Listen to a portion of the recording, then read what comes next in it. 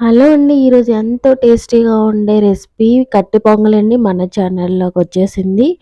దీన్ని ప్రెషర్ కుక్కర్‌లో చాలా ఈజీగా చేసుకోవచ్చు. దీనికోసం మనకి ఒక గ్లాసు బియ్యానికి హాఫ్ గ్లాసు పెసరపప్పు తీసుకోవాలండి.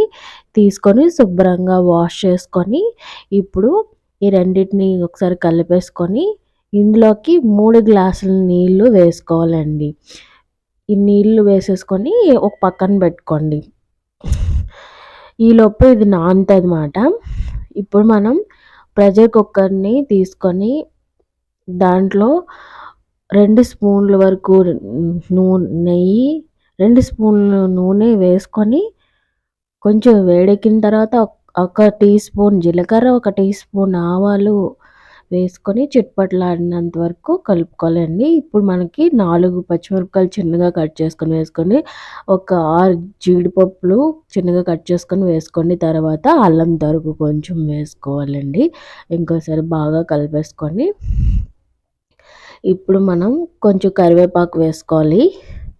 కరివేపాకు ఇవన్నీ అయిపోయిన తర్వాత ఇప్పుడు 5, 6 మిరియాలు వేసుకోవాలండి. మిరియాలు వేసుకుంటే చాలా బాగుంటుంది. ఇందులోకి చిటికెడు పసుపు వేసుకోవాలి. ఇవన్నీ ఒక్కసారి బాగా కలిపేసుకోండి. చాలా ఈజీగా అయిపోతుందండి రెసిపీ. ఏ కూరగాయలు ఏమి లేనప్పుడు కూడా దీన్ని చేసుకోవచ్చు. ఇప్పుడు ఇందాక నానబెట్టుకున్నాం కదా రైస్, పెసరపప్పు అంతా కూడాను ఇందులో కలిపేసుకొని ఒకసారి అన్నీ బాగా కలిపేసుకొని సాల్ట్ 2 స్పూన్లు వేసుకోవాలండి. ఈ టైంలోనే సాల్ట్ చూసుకోండి. 2 మరుగులు మరిగినంత వరకు ఉంచుతాం కదా, సరిపోకపోతే ఇంకొంచెం వేసుకోవాలండి. తర్వాత ప్రెషర్ కుక్ పెట్టుకొని 3 విజిల్లు వచ్చినంత వరకు ప్రెషర్ కుక్ చేసుకోవాలండి. అంతేనండి, ఎంతో